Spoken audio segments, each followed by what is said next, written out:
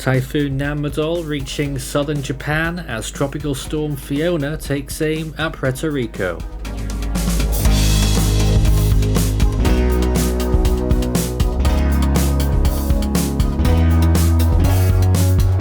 And now the latest around the wide world of tropics.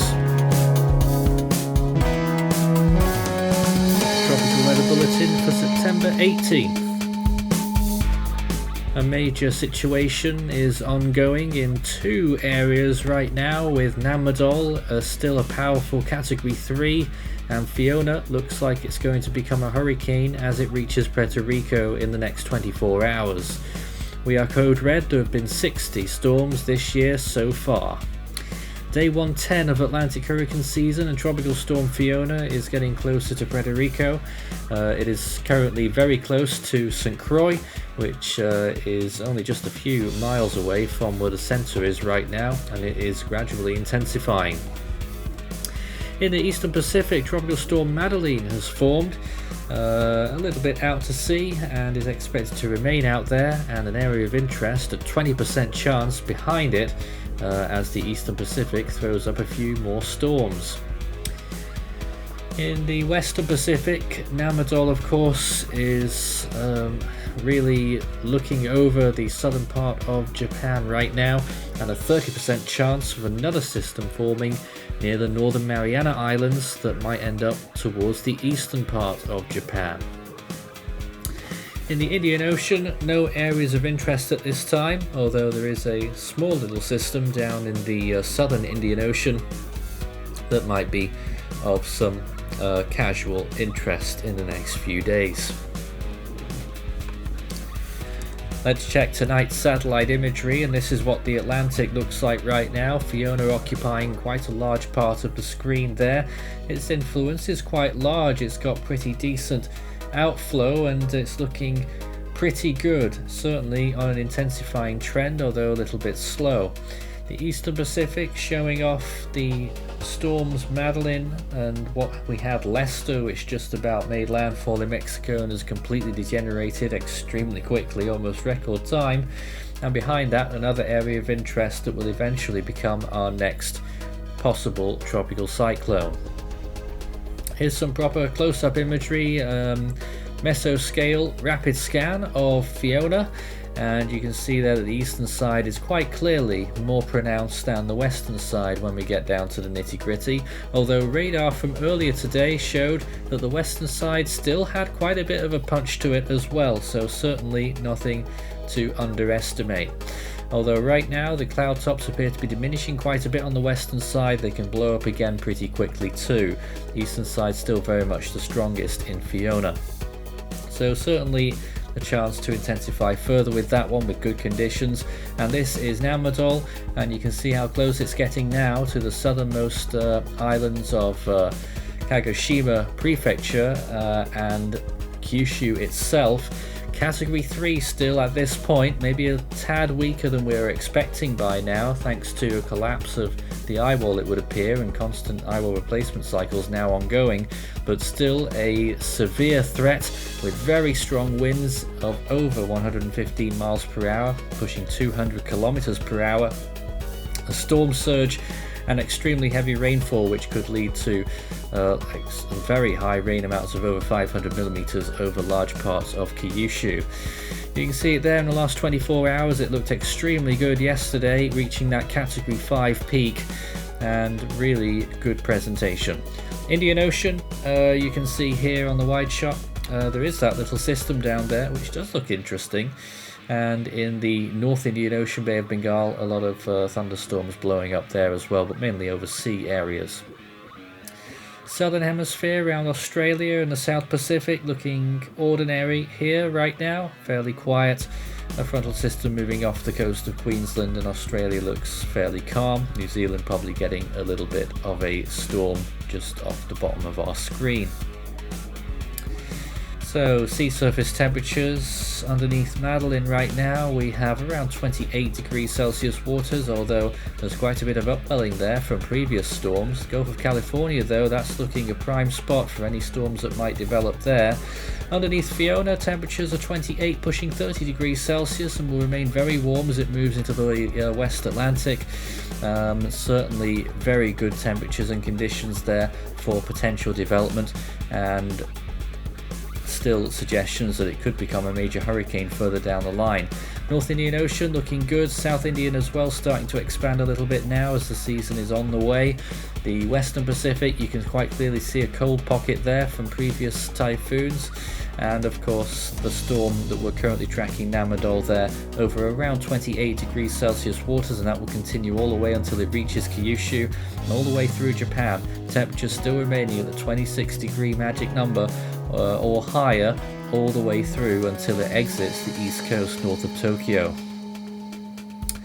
Look at the anomalies, it's still the subtropics that are well above average, and that will really fuel these storms in their later times, but in the tropics themselves it's more close to normal, with cooler than average temperatures in the eastern Pacific and central. The ongoing La Nina still very much present. Oceanic heat content, very high values in the Caribbean Sea and including where Fiona is right now, so it's going to try and take advantage of the next 24 hours for sure.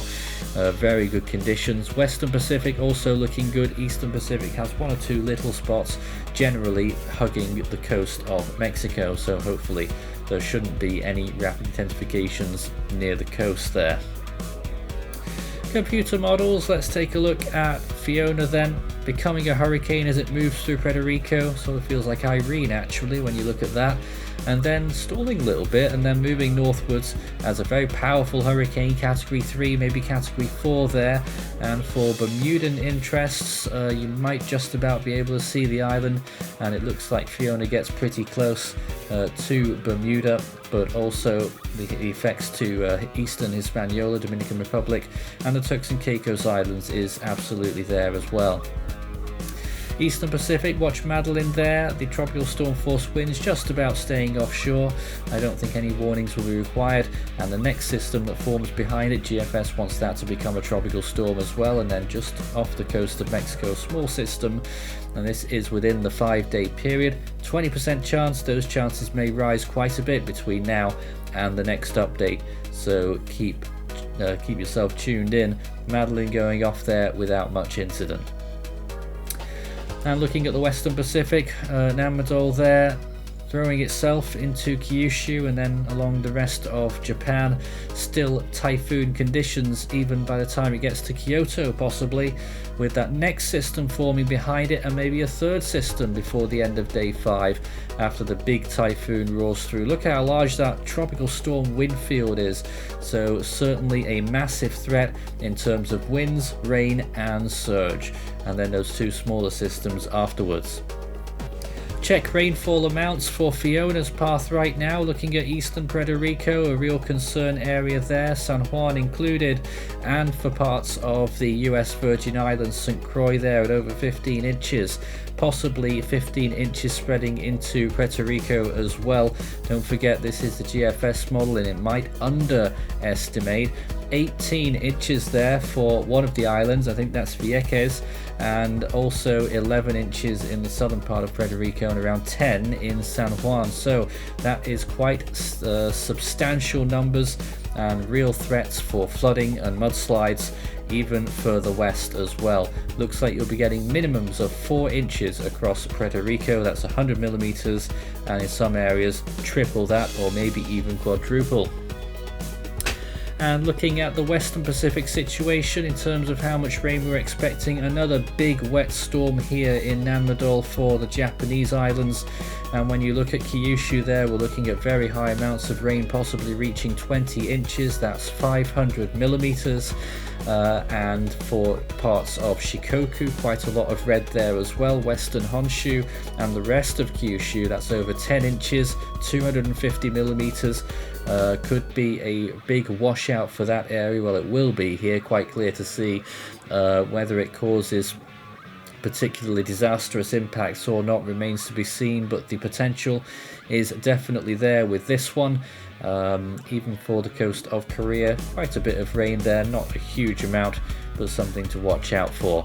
But when we take a look through that whole 7-day period, massive flooding concerns, particularly for Kyushu. Flash flooding, high rain rates, that's going to be a big factor. Longer range, this is day 5 through to day 10. What happens to Fiona? Well, it moves off to the northeast and then swipes Newfoundland as a post-tropical hurricane strength storm. And towards the end of that 10-day period, anything else? Maybe just the inkling of a potential system in the Western Caribbean there that might just start to develop, although that would still be a little bit of conjecture at the moment. It's quite far out, being on day 10.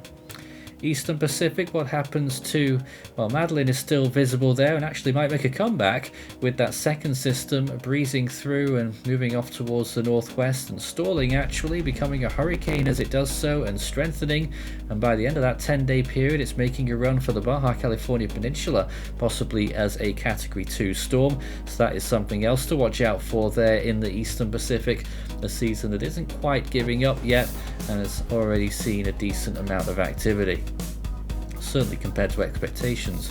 Western Pacific, that storm that breezes past Japan there, and that second one eventually makes landfall in Taiwan as a weak tropical storm, both of them reaching tropical storm status. And then later on in the run towards the end of the 10-day period, a massive system trying to take shape in the South China Sea, almost filling the entire sea. So that would be quite something to behold. But elsewhere in the Western Pacific, things looking pretty quiet, unsettled, but not really in terms of tropical storms. That's all the serious stuff done with. You can scan this barcode and take a look at the Force 13 store for our latest offerings, including full season and individual animations on request, and are still waiting for Hone t-shirt. It's probably going to be worn out and faded by the time it does form.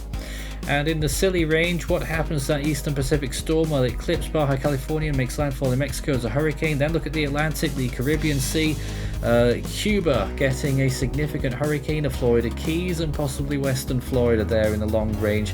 That is very long range, day 10 to 16, but that would be a substantial Category 2 hurricane there, moving through the eastern Gulf of Mexico and starting to trace around the coastline there, turning towards the west at the end of the loop. That, by the way, would be entering the first days of October, just to make you feel that is quite a far way out just at the moment. Western Pacific, that massive tropical storm starts to shrink as it intensifies and then shrivels up into Vietnam, and one or two more storms forming out in the open waters, one of them becoming a typhoon and maybe another storm at the end or two. So the Western Pacific certainly bustling with activity. How much of this will actually verify? Well, that remains to be seen. I would suggest that maybe 2 out of every 5 might have a chance there, but totally uncertain. Well then, back in September 1926, the 18th of course, Category 4 Miami hurricane making landfall. Yes, Miami received a Category 4 hurricane. There's a picture of it near its full height, and a Category 2 hurricane out near Newfoundland as well was circling around and weakening. A tropical storm off the western coast of India, and the remnants of a typhoon that had just moved through Japan in the northern part of the country there. Busy day 96 years ago. Well, in the Atlantic now, in 2022, the next name is Gaston. In the Eastern Pacific, we're now looking out for Newton, and in the Central Pacific, we are still waiting for Hone. In the Western Pacific, the next storm after Nanmadol, certainly don't want to keep your eye off the ball though, is Talas. In the North Indian Ocean, we are still out there waiting for Sitrang to become our potential 61st storm of 2022. In the Southern Hemisphere, Darian is next up in the Australian region. Ashley starts off the Southwest Indian Ocean, and in the South Pacific next up is Harley. That's all for tonight's Tropical Weather Bulletin. We'll be back again tomorrow night.